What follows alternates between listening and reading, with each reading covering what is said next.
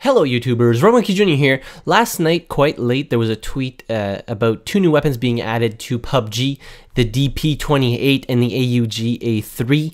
I'm going to cover that a little bit later, but as well as that, the test servers are back up with a bunch of different stuff. So I'm just going to go through the test server patch notes real quick, talk about the most important stuff about everything of that. So obviously you can still try the vaulting, which was released a couple of weeks ago, or last week actually. So I'm just going to start going through the patch notes. So gameplay: reduce the hit damage for hands and feet and increase the hit damage on thighs and arms.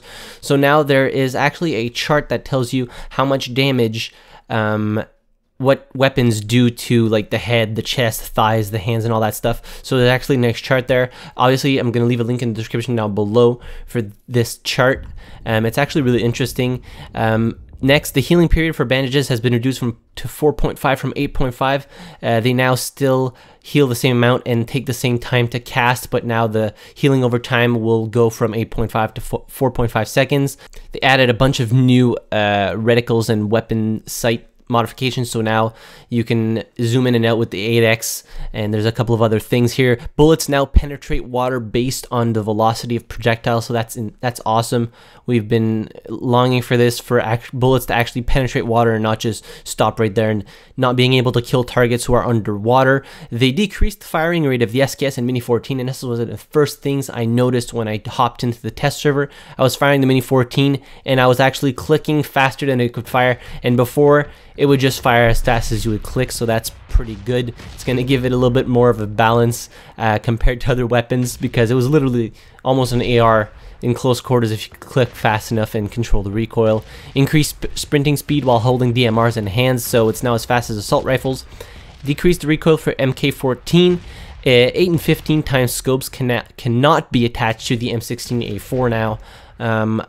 I don't know why that is. I imagine it could still be attached to other ARs, but I don't know why they only took it off of the M16A4. But anyways, let's move on to the two new weapons that are being added. So the first one is the DP-28, which has a 47 round pan magazine for 7.62 millimeter sights, and a 4x scope can be attached. It has a low firing rate but a long effective firing range with high damage. So this is a light machine gun.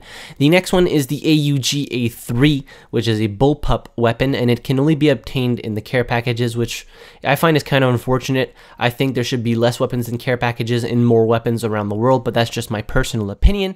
This weapon chambers 5.556 millimeter rounds in a 30 round magazine, and when you put the extended, it goes up to 40. It's also said that it has a high muzzle velocity, high rate of fire, and low vertical recoil. And also, this is good, the Kar98K will no longer be included in care packages. How long has the community been asking for this? I can't even remember, but it is finally here. No more Kar98Ks in the care packages. When you go, you won't be disappointed, or as disappointed anymore. They now applied a new font for English, so it's quite different actually. It looks a lot cleaner. Improved designs for in-game HUD, improved solo team play UI, so they moved a couple of things around. Also the kill feed, you can now put it on the top right hand corner. It is much better in my opinion. Improved interaction HUD. If there's no room left in the backpack, the font will turn red to show that items cannot be picked up. Improved the minimap and world map. There is now like depth to the map, so decrease the saturation of the minimap to further emphasize information of team members. Adjusted the colors of the world map to increase visibility of markers and other information. Players can now check team members' field of view direction through the world map and the minimap, so that's cool. You can actually, there's like a cone in front of the person. You can see that in the footage on the screen right now of where your teammate or where you're looking. So that's quite interesting. When team members get on the same vehicle, a single indicator will appear. Move the kill log from the bottom left corner to the top right corner. I said that already. Modified the design of the health bar to show the point for 75%.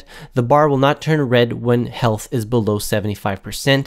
Added KILLCAM feature, so that is awesome. You actually have to go into the gameplay settings and turn it on, and you can obviously go and check the KILLCAM after a certain amount of time when you get killed. So they say here, now players can check kill cams in the results screen. So what they say here, for duo and squad modes, kill cam can be checked after all team members have died, which is pretty much logical.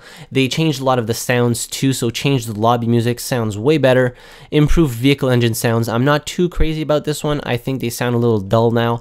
Added a sound that will be played around the edge of the blue zone. Added 3 different sound effects for the red zone, which is really cool. It makes you feel really immersed when you're stuck in the red zone. So sounds of bombs being released, sounds of bombs falling, and sounds of bombs exploding. Added sounds when character jumps into water. Sound will be different based on the speed. So what they said here, added a sound that will be played around the edge of the blue zone. You can see it on screen right now. I'll just leave it play real quick.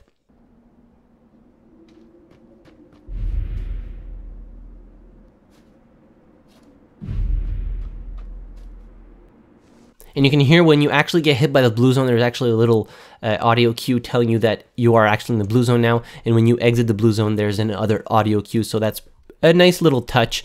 And they also added a couple of new languages and some bug fixes.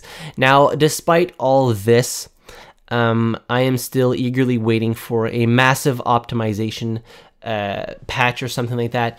After all this time, I still can't believe that the game is not optimized as much as it should be. I have a pretty decent PC. By no means it's not the best PC on the market, but I mean, it should be able to run this game fairly well at high settings. But even on medium and low settings, I struggle to reach 100 frames per second, and it also dips down to 40 and low 30s when there's a lot of stuff on screen. So I know a lot of people might say, get good, scrub, get a better PC. That's not the point here. The point is they need to release an optimization fix, patch or something, and put a lot of work into it, because it actually deters me from playing the game as much as I used to. I like pretty much everything of the game right now. But that just makes it, that's just the game breaker for me. If the game doesn't perform well, it's just gonna not make me want to play it.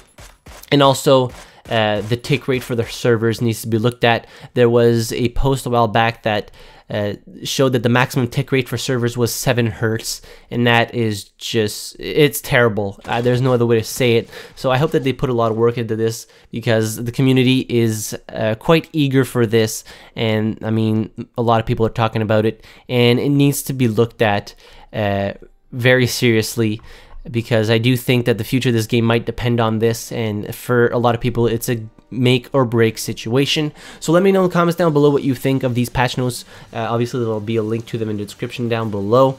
And while you're down there, be sure to hit the like button if you enjoyed the video, subscribe to the channel if you haven't already, don't forget to join the Discord server, link in the description down below as always.